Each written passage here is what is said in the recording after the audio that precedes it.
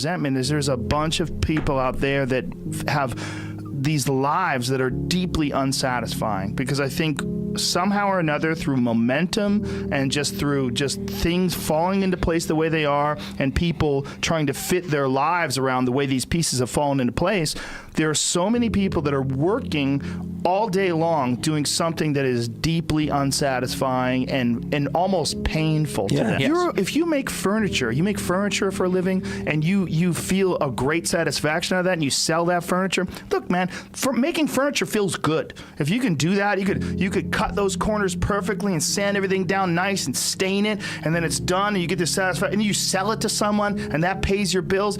That is infinitely more satisfying than being stuck in some fucking cubicle working for someone that you don't want to work for, having to have these stupid fucking office meetings, talking to people in human resources, sitting down with your supervisor where they evaluate your job performance, and you're not really, you really need to be enthusiastic about this company. This company is your future. This kind of you're like, fuck, kill me now. There's a lot of people out there that would way rather do something else, and I hope they understand that they can. Everybody's got these stupid barriers they put in their own head. You got to resist those goddamn things, because they don't do you any good, and they certainly define the potential for your future in a negative way that's not self-serving, and it's not even real.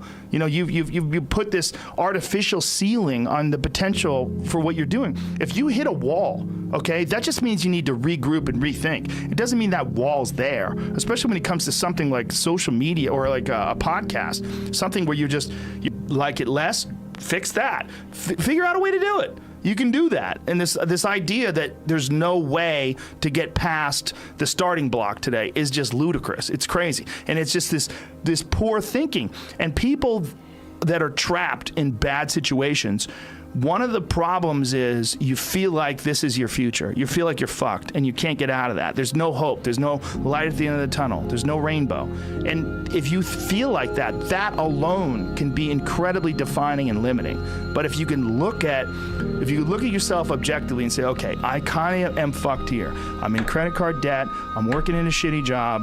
I don't like what I'm doing, but I have some ideas. I need to feed those fucking ideas. I need to feed them and water them, and I need to set aside a certain amount of time every day to just try to make those things happen. You can do that. Wondering why other people's success, or wondering why other people are successful, is the refuge of losers. Wondering why other people are successful. Like, who gives a fuck? You can say you think it sucks, but to spend time wondering why someone is successful and hating on someone successful, it doesn't do any good. It's like, what is that old expression that jealousy is, it's a poison that does the opposite of its intended? Is that your mind, you have a certain amount of bandwidth. This is why I don't read Instagram comments or Twitter comments or YouTube comments. Like, I don't have any time. If I read them, it's an accident. But to seek them out, like, you have bandwidth. I don't spend time wondering why I hate things or hating on someone or being jealous. You have, let's call it units. You have 100 units of bandwidth in your mind. So that means there's 100 units that you can spend on things you care about, or you could let your mind be occupied by some stupid fucking Twitter feud that you're in with some idiot that you don't even know, and you could spend 30% of your Twitter bandwidth or your mind bandwidth on this, and then you only have 70% for the things you love.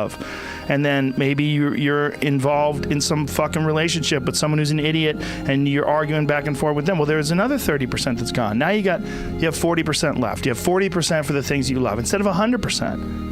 But if you only concentrate on the things you care about that mean something to you, and I think that there's a lot of people out there that think somehow or another you're going to get to some place where you're living in silk sheets and you're getting your toes done while someone's dropping grapes into your mouth. I don't want that. I've never wanted that.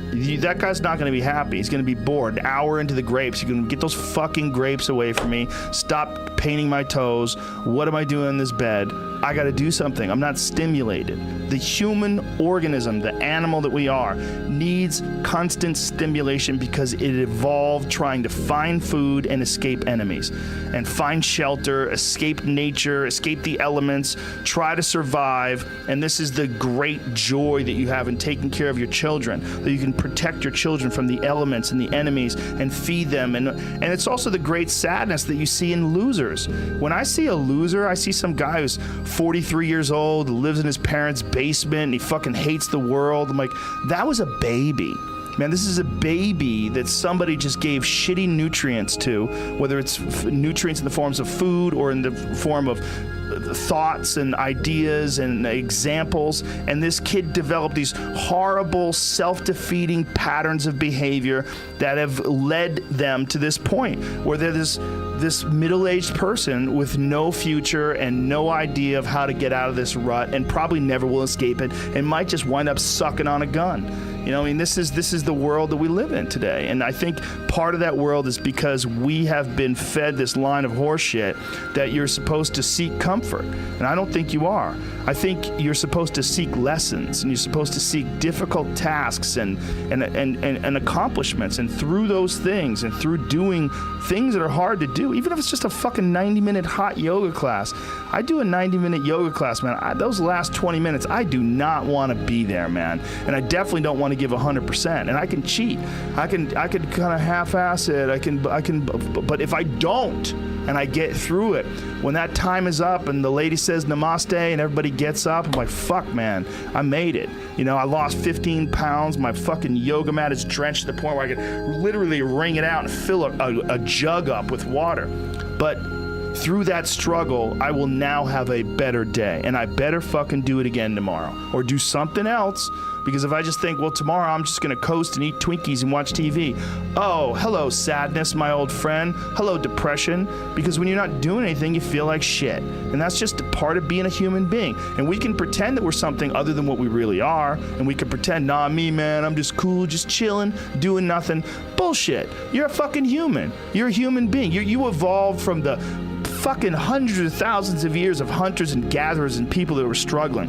Those human reward systems are carved deeply into your DNA. And if you don't respect that, if you don't respect the mechanism of happiness and fulfillment and what you really need to do in order to feel satisfied in life, camaraderie, love, family, friendship, struggle, testing yourself, learning, all those things are imperative. They're all a giant part of being a person.